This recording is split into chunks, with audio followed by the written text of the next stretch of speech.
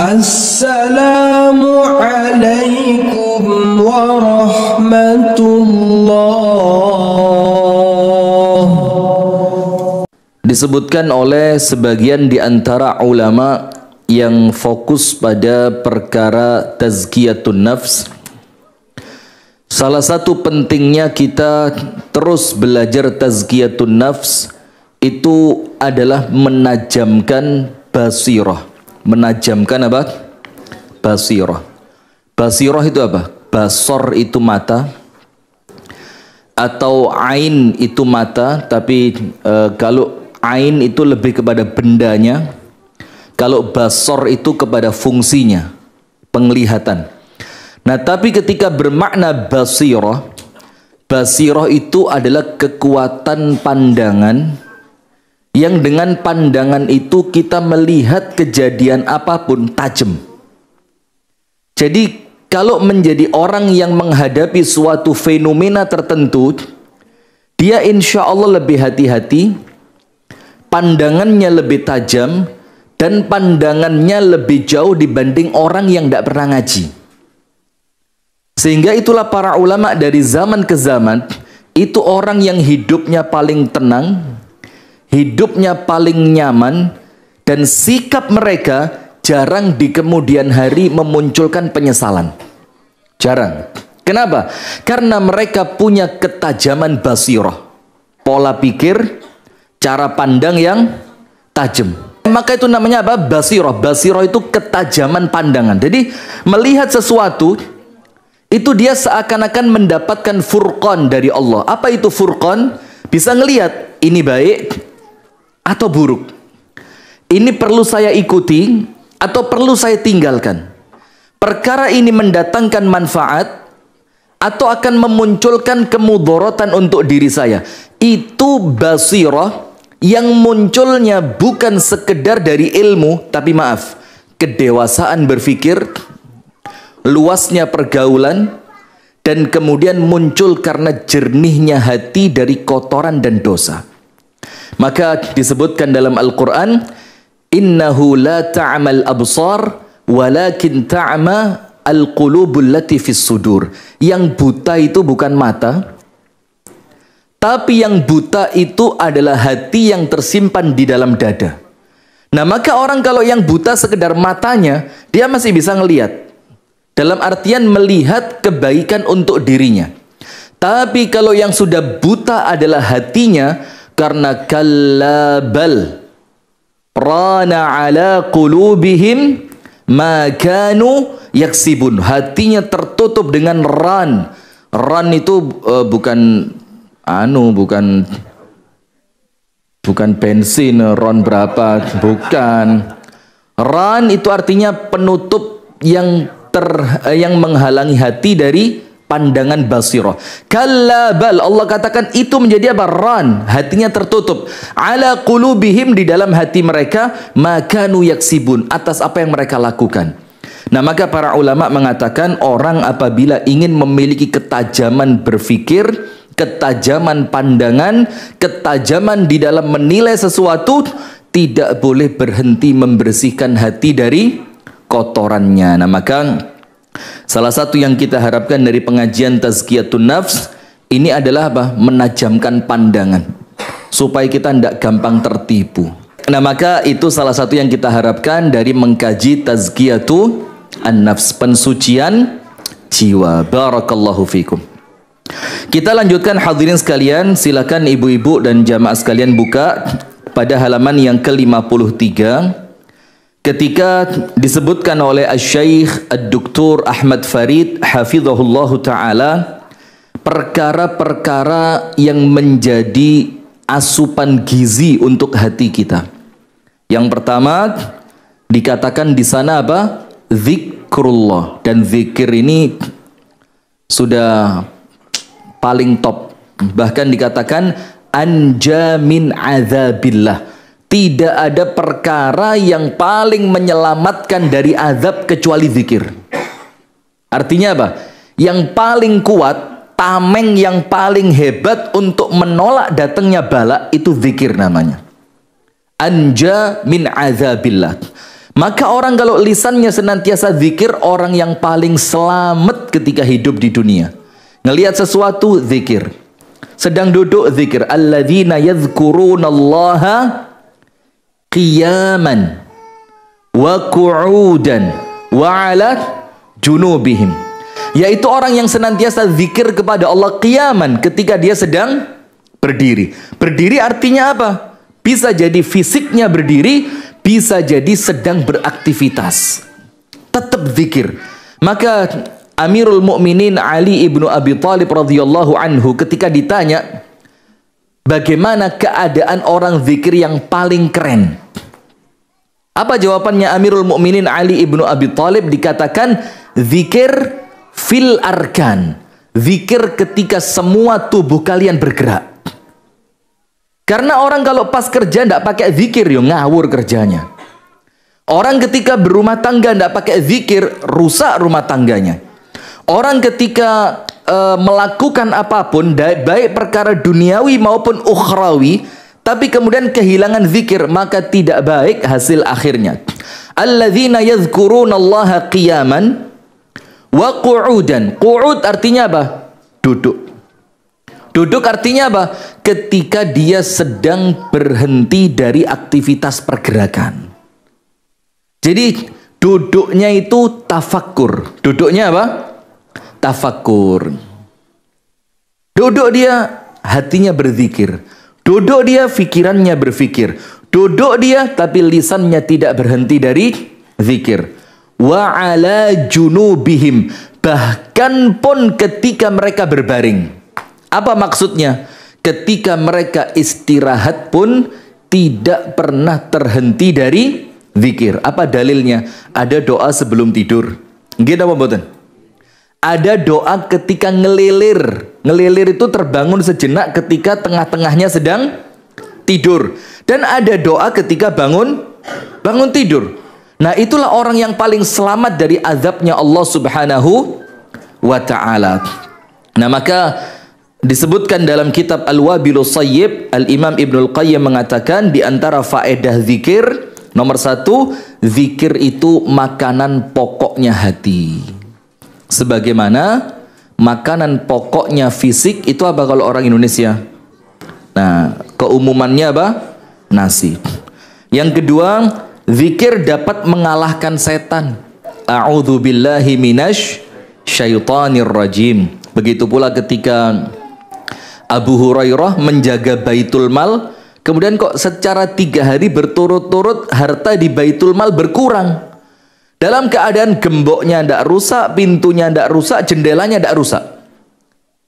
Singkat cerita, pada hari ketiga Abu Hurairah masuk ke dalam untuk nunggoni malingin di jero. Ditunggu, ternyata pencurinya seekor jin. Kok seekor?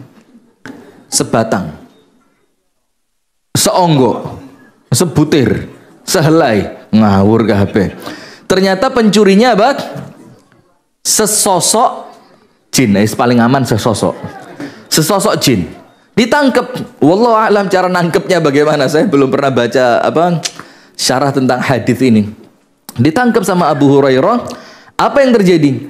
Dibilang, kamu tak laporin sama Nabi Muhammad biar kamu dihukum. Apa kata jinnya tadi? Jangan. Dinego, ya, ada negosiasi. Kata jinnya, gini aja wis, lepasin saya, kamu tak kasih satu ilmu, yaitu bacaan zikir dari Al-Quran, yang apabila engkau baca, maka aku dan bangsaku tidak bisa ganggu kalian. Masuk ke rumah kalian tidak bisa, ngambil barang kalian nggak bisa, kemudian menyakiti kalian pun tidak bisa. Kemudian kata Abu Hurairah, bolehlah, ayo bismillah. Apa ternyata kata jinnya tadi? Ucapkan Allahu la ilaha illa huwal hayyul qayyum, yaitu ayat kursi. Ada yang tanya, loh Ustaz, itu jinnya baca ayat kursi kok enggak kobong? Ini saya juga enggak ngerti, jangan tanya sudah. Ya, karena ini prosesnya proses belajar mengajar ini. Nah, sudah, akhirnya apa yang terjadi? Oleh jin tadi diberitahu ayat kursi yang akan menyelamatkan mereka manusia dari bangsa jin. Besok harinya dilaporin sama Nabi Muhammad. Kata Abu Hurairah, tadi malam saya nangkep jin begini, singkat cerita saya tangkap, tapi minta dilepas. Dengan syarat saya diajarin satu zikir Al-Quran yang menyelamatkan dari bangsa mereka. Apa kata Rasulullah yang diajarkan kepadamu? Aku diajari untuk membaca ayat kursi. Apa kata Nabi Muhammad SAW? Sadaqaka wa huwa kadzub. Kali ini dia ngomong bener, padahal biasanya pembohong. Jadi kata Nabi Muhammad apa? Kali ini sadaqaka, dia mengatakan kebenaran untukmu. Wa huwa, dalam keadaan kebiasaannya dia kadzub. Kadzub itu apa? Bukan kadzab lagi udah. Kadzub itu bohong dengan mubalaghah.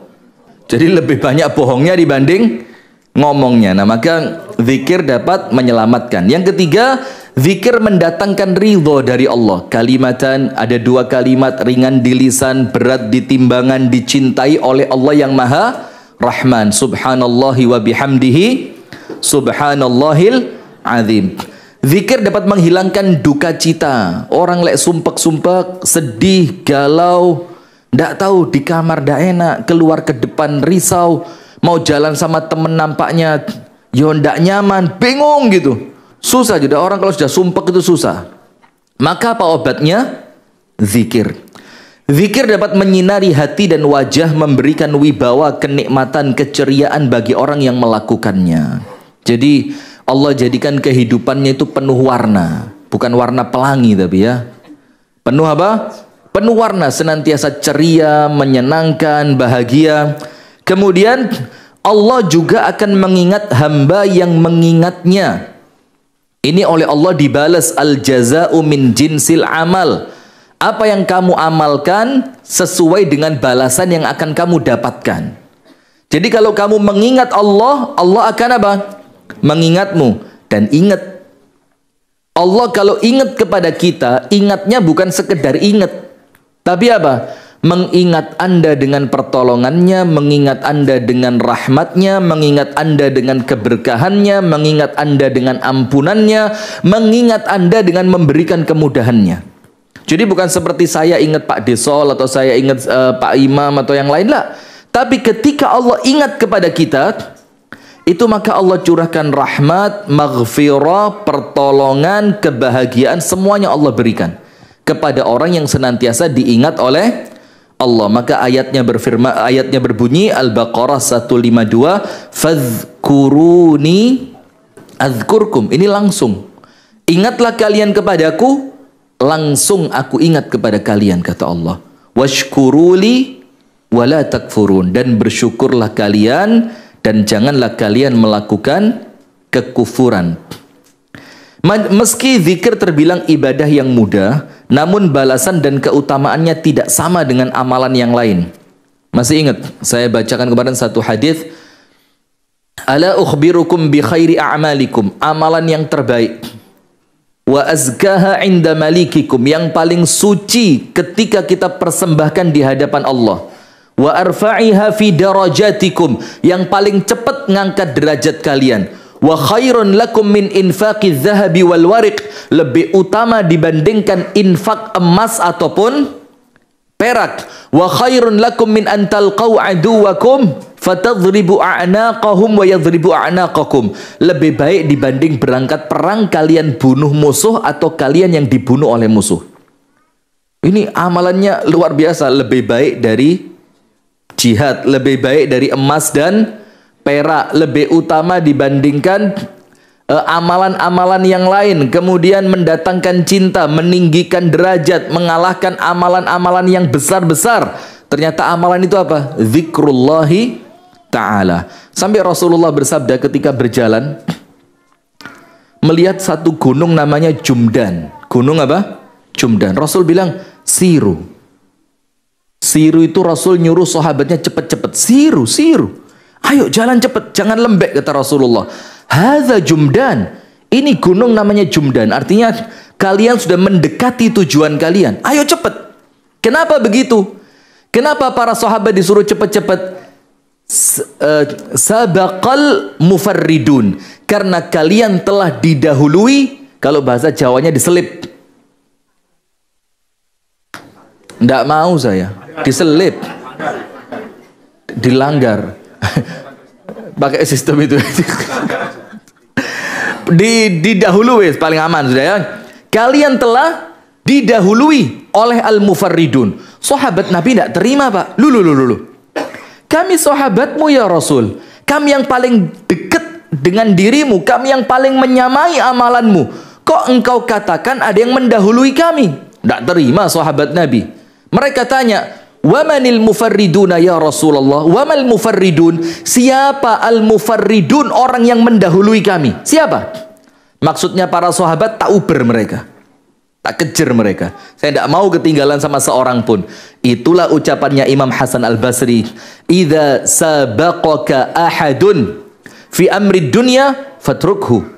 Kalau ada orang ngajak balapan perkara duniawi, tinggalin, tidak manfaat. Kalau ada orang ngajak saingan perkara duniawi, tinggal aja, kata Al-Imam Al-Hasan Al-Basri. Tidak ada manfaatnya. Semakin kamu menang, semakin berat hisabmu. Semakin kamu kalah, semakin terperosok dirimu. Maka kata Imam Hasan Basri, idza sabaqaka ahadun fi amri dunya, atau nafasaka ahadun fi amri dunya, fatrukhu fanafishu fil amril akhirah. Ajaklah dia bersaing untuk akhirat. Kelepek-kelepek sudah. Buyar ceritanya. Wa fi dzalika falyatanafasil mutanafisun. Ketika Allah menjelaskan syurga, kenikmatan syurga, minuman-minuman syurga, di akhir ayat Allah katakan apa? Wa fi dzalika, dalam perkara syurga tadi, falyatanafasil mutanafisun. Hendaklah orang yang berkompetisi, itulah kompetisi terbaik. Maka Imam Hasan Basri bilang, kalau dunia ndak usah rebutan, kalau dunia ndak usah saingan. Dunia itu dikejar, jatahmu ya tetap. Dunia kamu tinggalkan, kalau dia jatahmu bakal datang. Itu dunia. Nah maka hanya karena mengejar dunia sampai rela khianat, karena mengejar dunia rela berdusta, lah ma yanfa', ndak ada manfaatnya sedikit pun. Dunia itu, kata Al-Imam Al-Ghazali dalam kitabnya Minhajul Abidina ilal Jannah, itu dikatakan dunia ini Anda kejar tetap, Anda tinggal tetap. Karena urusan uang termasuk takdir yang tidak berubah. Uang itu termasuk takdir yang apa? Tidak berubah. Wah ya teko ya teko. Nah maka kalau ada orang ngajak saingan dunia, tinggal. Apa yang terjadi? Ajaklah dia untuk bersaing pada perkara akhirat. Nah maka begitu. Kemudian disebutkan dalam kitab As-Sahihain Bukhari dan Muslim, Abu Hurairah radhiyallahu taala anhu mengatakan, Rasulullah sallallahu alaihi wasallam bersabda, man qala, barang siapa mengucapkan, maka harus punya wirid andalan, Pak. Itulah kalau orang zaman dulu, orang sekarang tidak ngerti, dikira bid'ah. Ada namanya hizib. Hizib itu bagian zikir yang tidak akan kita tinggal untuk diri kita. Terserah mau sibuk, mau sakit, mau repot, mau tidak repot, mau sedang olahraga, mau rekreasi, mau di rumah, mau kerja, hizibnya jangan ditinggal. Dan hizib itu terbagi dua. Hizib minal Quran wa hizib minal azkar. Al-Quran, apa yang harus Anda baca. Dan kemungkinannya dua. Entah sekedar jumlah ayat atau jumlah lembar, atau yang kedua, apa itu? Surat tertentu yang Anda suka baca. Jadi Anda pilih di antara dua ini. Misalkan Anda bikin hizib harian Anda, wirid harian Anda dari Quran, itu bukan surat tertentu atau ayat tertentu, tapi lembar tertentu. Sekian lembar, sekian ayat, sekian, misalkan sekian waktu, ngerti enggak? Sekian waktu itu artinya tidak tergantung lembarnya, tapi pokok saya sebelum berangkat kerja wajib ngaji 5 menit misalkan. Itu namanya wirid harian. Atau boleh jadi dengan apa? Dengan surat tertentu. Saya pokok seneng surat ini. Dan itu boleh. Salah seorang sahabat Nabi ngimami sholat. Setiap memulai sholat, itu setelah Al-Fatihah diawali Al-Ikhlas dulu, baru surat yang lain. Jamaahnya protes, pilih salah satu. Al-Ikhlas saja, surat-surat saja. Kamu nyampur, mulakhbat hada. Kamu campur ini. Kamu pilih salah satu. Kata imamnya apa? Ya terserah saya imamnya kok. Loh. Jadi tidak usah nanggepin ruwet-ruwet. Akhirnya jamaahnya tadi ngerti. Tidak ada imam yang lebih baik dibanding dia di tempat kami. Lah kalau dia pore, tidak ada imamnya nanti. Terus bagaimana?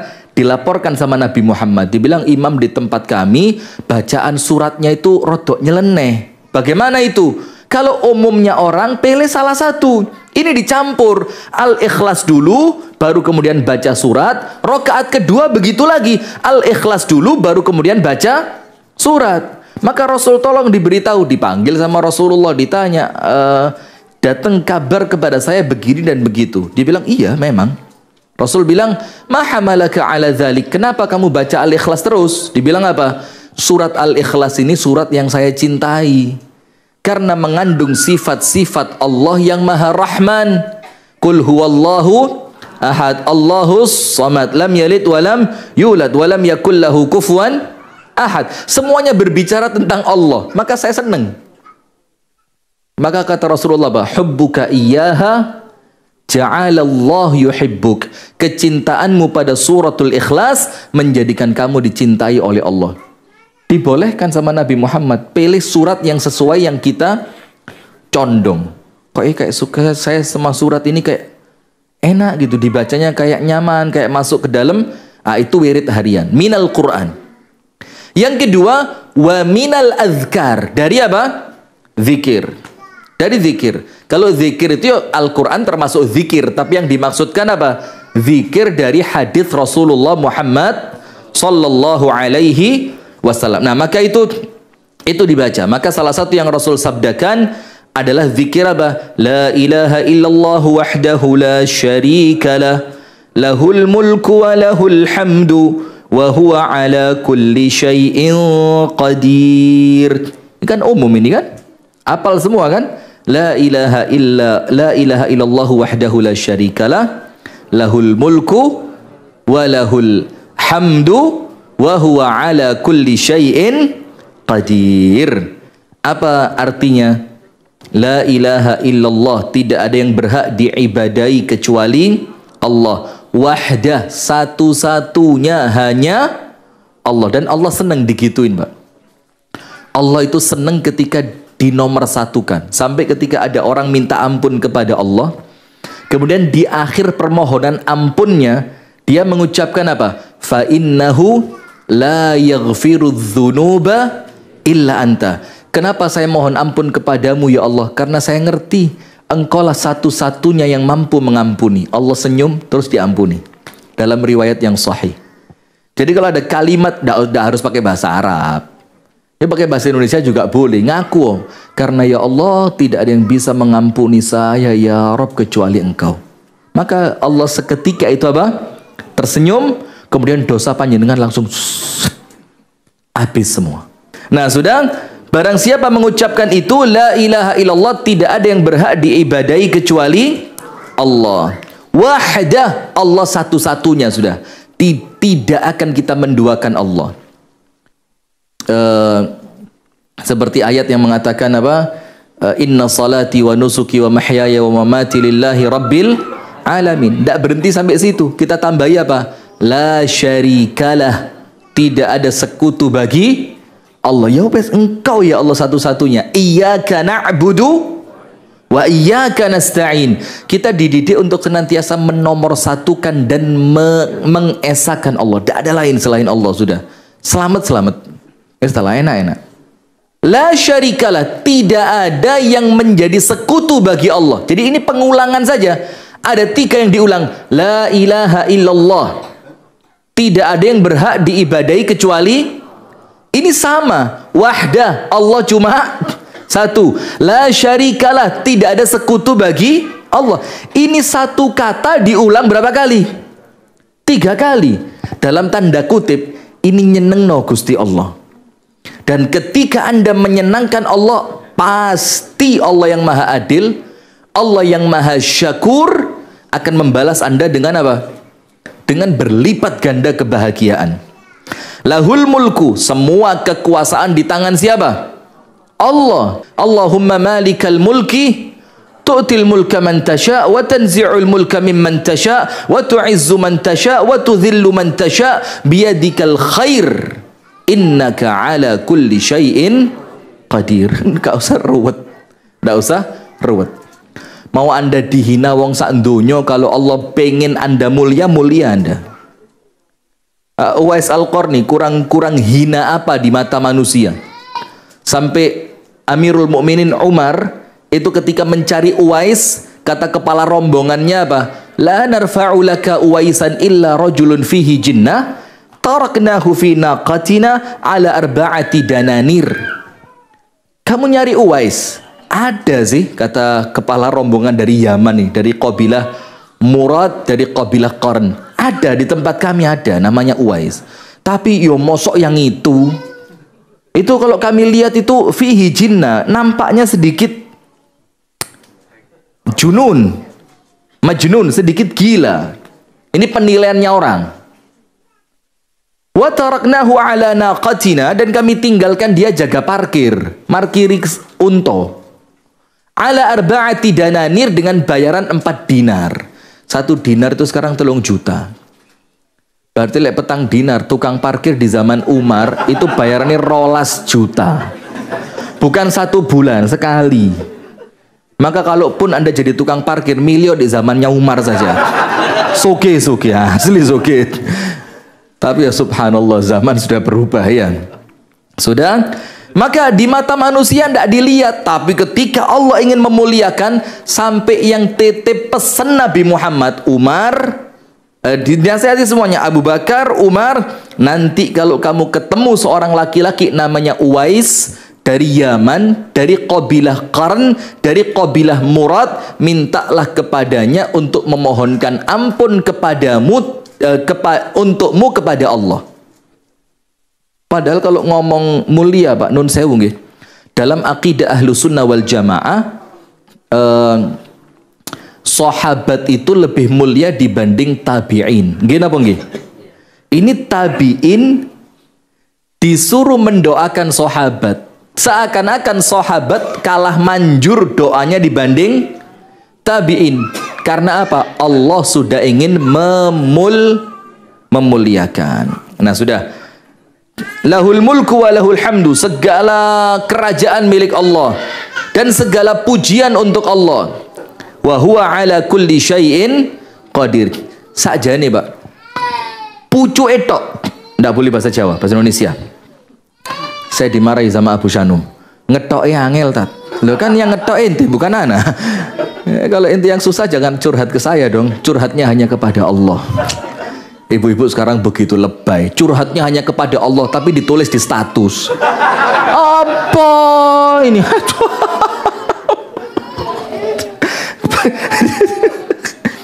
Curhat hanya kepada Allah, dipasang di mana? Minum kopi dulu. Wes sudah ngomong sama ibu-ibu itu nggak ngarah belas. Anda dimarahi kok ketawa. Saya ini nyindir Anda, Bu. Loh kok guyu? Disindir kok tanya guyu. Sudah. Nah maka cukup ujung saja, Bu. Ujung itu penutupnya, zikir ini. Innaka ala kulli syai'in qadir. Sesungguhnya engkau ya Allah ala kulli syai'in qadir, melakukan segala sesuatu maha mampu. Zikir yang lain apa? Allahumma la mani'a lima a'taita wa la mu'tiya lima mana'ta wa la yanfa'u dzal jaddi minkal jaddu. Kalau Allah ngasih, tidak ada yang bisa nolak. Kalau Allah nolak, tidak ada yang bisa memberi. Kenapa begitu?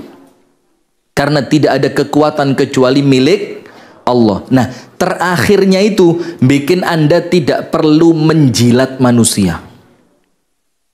Kenapa? Karena semua kekuatan di tangan siapa? Allah. Maka Asy-Syaikh Al-Mutawalli Asy-Sya'rawi mengatakan, aqsa adawatu aduwika tanfidz amrillah. Sesuatu terhebat yang bisa dilakukan musuhmu, sing paling hebat yang musuhmu bisa lakukan itu apa? Hanya menjalankan takdirnya Allah untukmu. Selesai. Jadi ngapain takut sama musuh? Wong musuh kita itu yang bisa dilakukan sama dia cuma apa?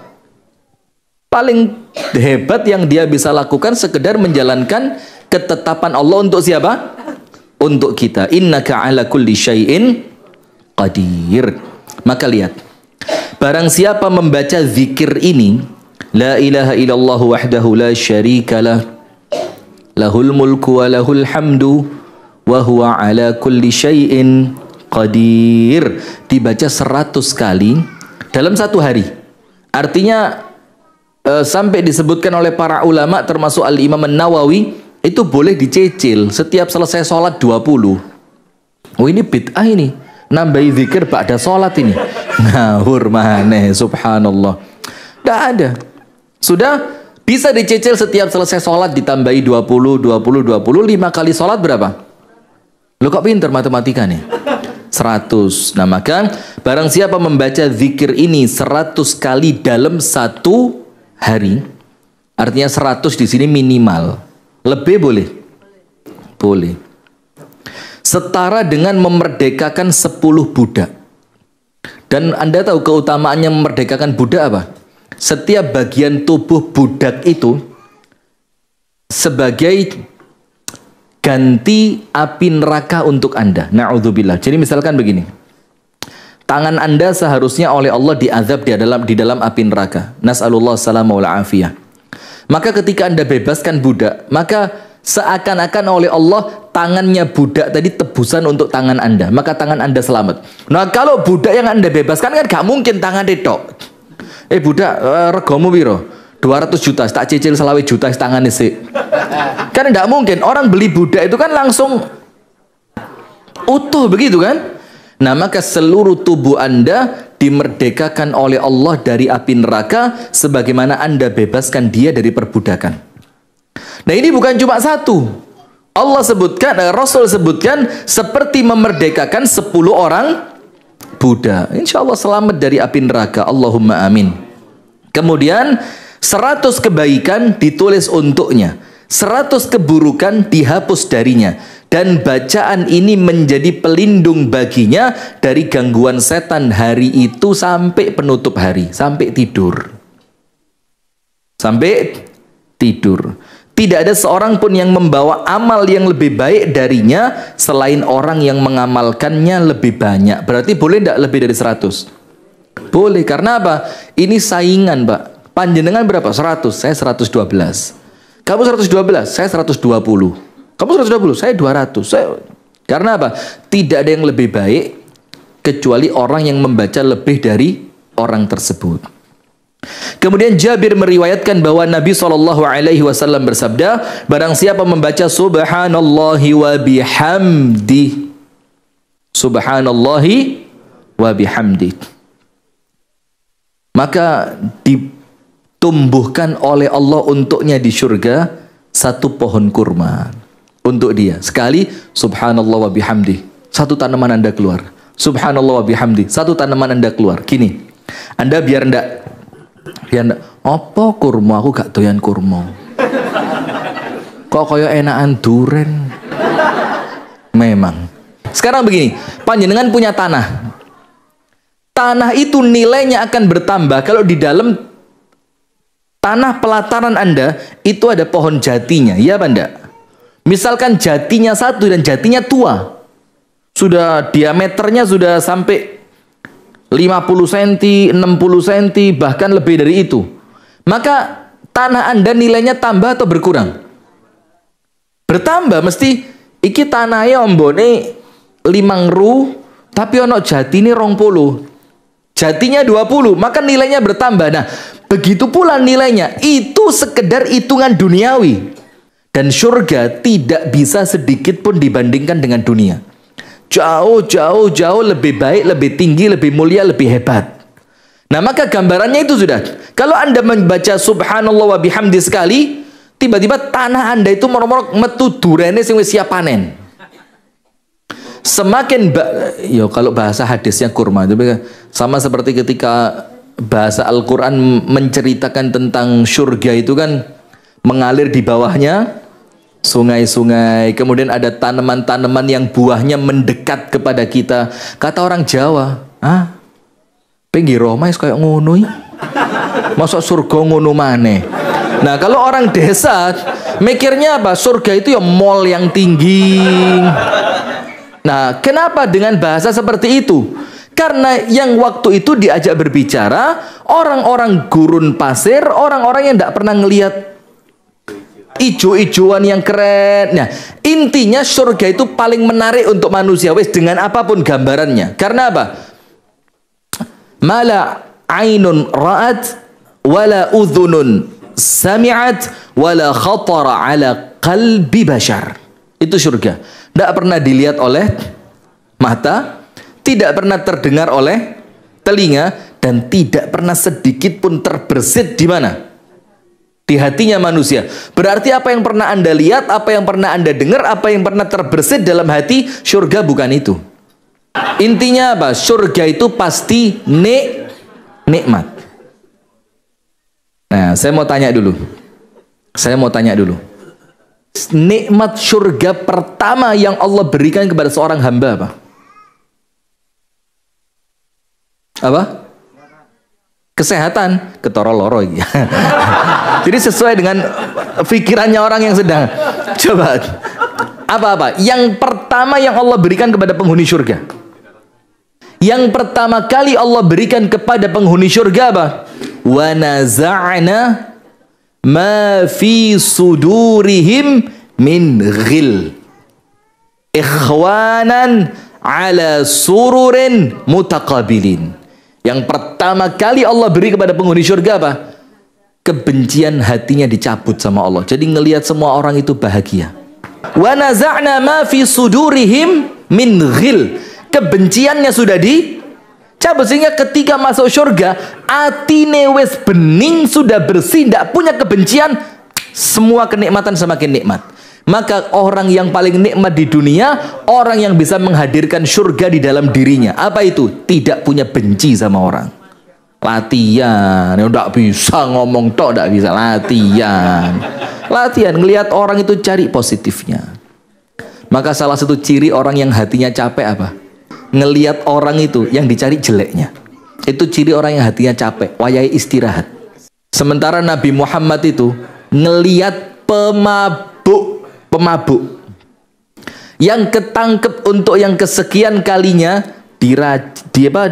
dicambuk, bung, sadar, pulang, mabuk lagi, cambuk, bung, sadar, pulang, mabuk lagi, sampai para sahabat ngamuk. Para sahabat mengatakan apa? Allahumma la'anhu ma aktsara ma yu'tabi. Ya Allah, dilaknat saja orang ini. Terlalu sering, tidak pinter-pinter. Apa kata Rasulullah? La tal'anuh. Tidak boleh kalian laknat orang ini. Kenapa? Aku tidak melihat orang ini kecuali orang ini yuhibbullah wa rasulah. Dia cinta kepada Allah dan cinta kepada Rasulnya. Yang dilihat positifnya atau negatifnya? Hatinya bersih. Kalau hatinya jelek, wes wapi lo sik didelok eleke. Itu artinya hatinya perlu istirahat. Nah, maka barang siapa yang mengucapkan subhanallah wa bihamdi, apa yang terjadi? Maka Allah akan tanamkan satu pohon kurma untuknya di surga. Al-Imam Abdullah ibnu Mas'ud berkata, sesungguhnya aku bertasbih kepada Allah beberapa kali lebih aku cintai dibandingkan menginfakkan dinar. Dinar itu uang perak, enggak apa, uang emas, di jalan Allah sejumlah ucapan tasbih tersebut. Begini maksudnya. Misalkan Abdullah bin Mas'ud itu zikirnya 10 kali. Kemudian dibandingkan infak uang emas 10 keping. Kata Abdullah bin Mas'ud apa? Zikir yang 10 kali lebih besar pahalanya, lebih dicintai oleh Allah, dan lebih indah di hadapan Allah dibandingkan emasku 10 keping. Jadi ini cocok ini buat yang medit-medit, ini cocok ini. Jadi dibandingkan emas yang aku keluarkan 10 keping tadi, itu zikirku subhanallah 10 kali lebih baik di sisi Allah. Karena lebih baik di sisi Allah, maka aku lebih cintai. Tapi ingat, bukan berarti Abdullah bin Mas'ud tidak sedekah. Yo tetap sedekah. Tapi kemudian dibandingkan semua ibadah-ibadah yang dia lakukan, dia lebih mencintai bertasbih kepada Allah Subhanahu wa ta'ala. Sekarang berikutnya halaman 56. Zikir adalah obat dari kerasnya hati. Coba lihat. Al-Quran, Mbak. Al-Quran. Al-Quran. Allah firmankan apa? Lau anzalna hadzal Qur'ana ala jabalin la ra'aitahu khashi'an mutasaddian min khasyatillah. Itu Quran kalau Allah turunkan ke atas gunung yang gunungnya itu gunung Arab. Bukan gunung Kelut, Panderman, Semeru, gunung tanah, bukan. Gunung batu. Gunung apa? Batu.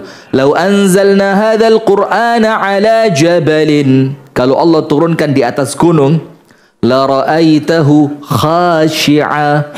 Gunung itu tiba-tiba langsung khashi'an, tunduk. Moro-moro menciut gitu dari keangkuhan dan kebesarannya, tiba-tiba langsung apa? Mimpes. Mutasaddian. Mutasaddian itu pecah berkeping-keping. Min khasyatillah, karena gunung keras yang terbuat dari batu itu merasa takut kepada Allah. Sekarang hati kita terbuat dari apa?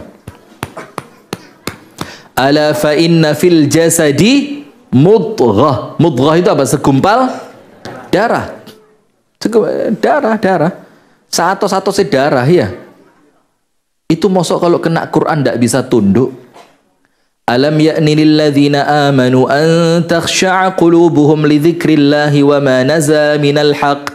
Bukankah sudah datang waktunya untuk orang-orang beriman itu hati mereka tunduk dengan ayat-ayat Allah? Sudah datang waktunya. Mau kapan lagi? Mau kapan lagi? Nah, maka dikatakan di sini zikir itu adalah obat dari kerasnya hati. Jadi begini, Pak. Kalau terasa hati kita keras, Bu, ada orang salah, susah maafin. Itu ciri kerasnya hati. Ada orang punya keburukan sama kita, dendamnya ndak hilang-hilang. Itu dalil kerasnya hati. Terus apa lagi? Susah toleransi sama orang. Itu dalil kerasnya hati. Terus apa lagi? Tidak gampang memandang kebaikannya orang. Itu bukti kerasnya hati. Kemudian ketika diajak majelis taklim, hatinya tidak getar sama sekali. Ketika mendengarkan Al-Quran tidak muncul kenyamanan. Ketika berzikir di waktu malam tidak ada orang lihat, tidak bisa netes air matanya. Itu bukti kerasnya hati. Nah, maka obatnya apa? Anda siram dan Anda banjiri hati itu dengan zikir. Pekson. Apa? Pekson itu apa? Iya, ngerti. Itu kan translate-nya. Maksud saya paksan yang keras itu batu saja, ketetesan air dengan keadaan air yang begitu lemah, dan yang netes itu bukan gerojokan, bukan air terjun, sekedar tes. Mungkin 2 menit sekali tes. Lama-kelamaan apa? Dekok, batu. Lo mosok hati kalau mosok hati ketika digelontor pakai zikir kalah dengan batu. Memang Allah sebutkan dalam Al-Quran qaswatul qalb. Qaswah itu membatu. Wahiyya kal hijarati au asyaddu qaswah. Bahkan Allah ibaratkan seperti batu, bahkan lebih keras dibanding batu. Tapi kalau kena zikir, ingat, zikir pawangnya hati yang keras. Maka paksa, zikirin paksa. Wes, kalau perlu pegangan tasbih. Supaya tergerak terus untuk apa? Zikir. Ustadz nanti iri, nanti sombong, riya. Riya itu urusannya Anda dengan Allah, bukan urusannya manusia. Biarin manusia mengatakan Anda riya. Kalau Anda tidak riya, bukan urusan Anda, sudah. Betul apa enggak? Begitu pula sebaliknya, ketika Anda begitu nampak ikhlas, ternyata Allah anggap Anda tidak ikhlas. Ya itu urusannya Allah juga dengan Anda. Maka pakai aja sudah, kalau perlu. Kalau perlu. Beda sama ulama zaman dulu Pak, ngelihat tembok nampak subhanallah, ngelihat gunung nampak masya Allah, ngelihat itu otomatis tilqaiyan, automatically itu keluar. Kalau kita sekarang kadang-kadang perlu apa ya, pengingat. Ya mungkin pakai butiran tasbih, mungkin pakai apalah sesuatu yang bikin Anda senantiasa apa? Ingat, karena hati kalau sudah keras ini ngalang-ngalai kanker stadium 4. Loh iya. Kenapa? Na'udzubillah, a'azanallah wa iyyakum. Semoga Allah berikan kesembuhan dan keselamatan buat kita semua. Allahumma amin. Begini, kanker stadium 4 paling parah wafat. Dan orang yang wafat dengan kanker stadium 4 kemungkinan besar dosanya sama Allah diampuni karena penyakitnya tadi. Karena apa? Penyakitnya. Tapi kalau kerasnya hati itu ketika sampai dia mati, setelah fisiknya pun mati, itu penyakitnya kebawa sampai kuburan. Kalau orang kena kanker di kuburan istirahat dia. Tapi kalau sakitnya sakit hati, sampai kuburan penyakitnya kebawa. Itulah kenapa para ulama mengatakan, kan ada hadis bahwasannya musibah itu menghapuskan dosa. Sekarang muncul pertanyaan begini. Musibah itu mendatangkan ampunan dan pahala dari Allah. Musibah mendatangkan pahala itu dulu. Musibah mendatangkan apa? Pahala. Maka doanya apa? Allahumma jurni fi musibati. Ya Allah, berikan pahala kepadaku atas musibah yang menimpa. Itu pertanyaannya begini. Musibah itu datang mendatangkan pahala atau musibah yang mendatangkan pahala ketika orangnya sabar? Yang mana? Apakah sekedar dapat musibah, sabar tidak sabar pasti dapat pahala, ataukah musibah datang disabari dulu baru sabarnya karena pahala? Baru pahalanya karena sabar. Yang mana? Sebagian ulama mengatakan ibrohnya sabar. Sebagian. Tapi Anda cek dalam kitabnya Al-Imam Ibnu Hajar Al-Asqalani Fathul Bari, justru mayoritas ulama mengatakan apa? Musibah itu bikin orang dapat pahala. Sabar double pahalanya. Paham enggak? Jadi musibah itu Anda sabar ataupun tidak, itu sudah dapat pahala tersendiri. Ketika Anda mampu sabar, pahalanya berapa? Double. Musibah yang menyakitkan mendatangkan pahala, kesabarannya bonus pahala. Itulah rahmat dan rahimnya Allah. Nah maka dengan itu, maka kita perlu ngerti, kerasnya hati itu lebih bahaya dibandingkan apa? Penyakit yang paling menyakitkan, yang paling berbahaya. Maka obatnya apa? Zikir. Terus no. Ustadz sudah sebulan tidak lembut-lembut. Terus. Lawang orang sakit kronis saja penyembuhannya sebulan lebih. Bahkan minum obatnya tiap malam sebelum tidur. Kenapa? Karena kita tahu pengobatannya tidak instan. Pengobatannya perlu waktu, perlu proses. Dan terkadang prosesnya itu menyakitkan. Iya benda. Orang kalau pijet saraf, jerit enggak? Ustadz saya sudah zikirnya ini sudah sebulan, 6 bulan, 10 bulan. Berarti kerasnya hatimu sudah keterlaluan. Minimal mengikis sedikit demi sedikit. Lawang air saja untuk menjadikan batu itu berlubang perlu proses, perlu waktu, perlu ketelatenan, perlu istiqomah. Lo mau ujuk-ujuk hati yang terlanjur maksiat puluhan tahun minta zikir 2 hari lembut? Ya mbok yang tahu diri lah. Maksiatnya terlanjur apa? Mengakar, mendarah daging. Lo mau sekedar baru zikir seminggu, 2 minggu, sebulan, 2 bulan minta lembut. Yo yang telaten terus zikir dalam keadaan Anda yakin insya Allah Allah berikan kesembuhan. Amin ya rabbal alamin. Dan panjenengan pegang dari saya, zikir yang paling ampuh kapan? Di waktu malam ketika sendirian tidak ada orang lihat. Itu kalau ngobati dosisnya yang paling tinggi sudah. Itu dosis obat yang paling tinggi. Bukan zikir yang berjamaah, itu obat. Bukan zikir yang dikomando bareng-bareng nangis satu nangis semua, itu obat. Tapi kalau panjenengan mau yang dosisnya paling tinggi, yang paling pleng, yang paling makjeleb, zikrun fi jawfil lail la yaraka ahad. Zikir di waktu malam ketika tidak seorang pun melihat Anda. Bainak wa baina rabbik. Hanya antara Anda dan antara Tuhan Anda, yaitu Allah Subhanahu wa ta'ala.